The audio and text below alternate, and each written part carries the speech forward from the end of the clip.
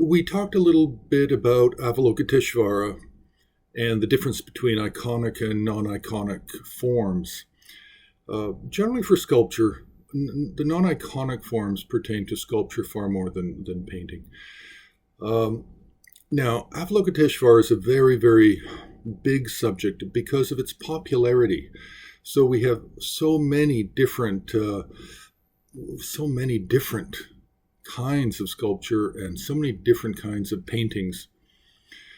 So to be able to deal with just the vast amount of art that we have that pertains to Lokeshvara, we really have to look at it from a Mahayana side and then a Vajrayana side.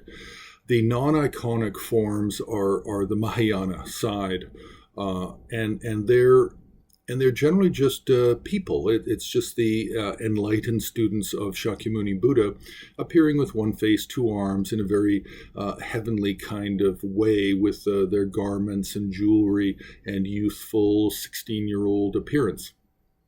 And this is what we find depicted in sculpture, and then they can be standing or they can be in a number of different poses. But the iconic forms of Avalokiteshvara are very different, and we have to understand that they come out of the Tantra literature. They can also come out of the revealed treasure literature of the Nyingma traditions, and we also have to understand that there are many, many different types of figures from the point of view of mood and from the four tantric activities, as well as from the four classifications of Tantra. So there's many different ways that they can be divided.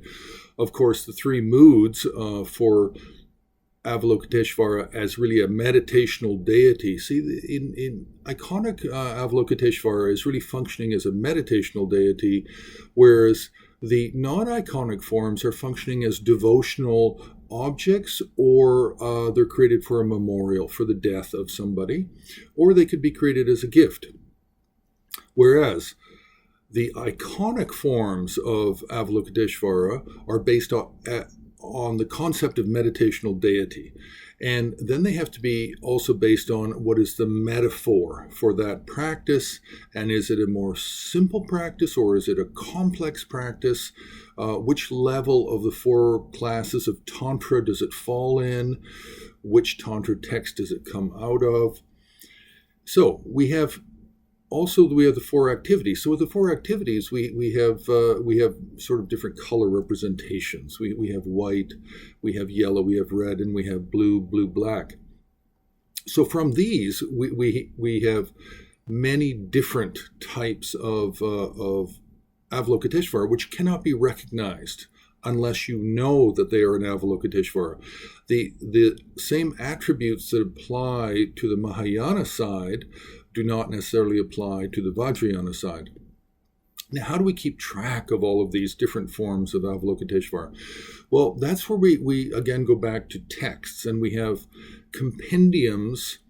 We have texts that are a compendium of different practices for Manjushri, for Avalokiteshvara, Vajrapani, for Mahakala, for Sarasvati, for Marichi, for Vajravara. We have very large texts that are filled with lists and descriptions of these deities.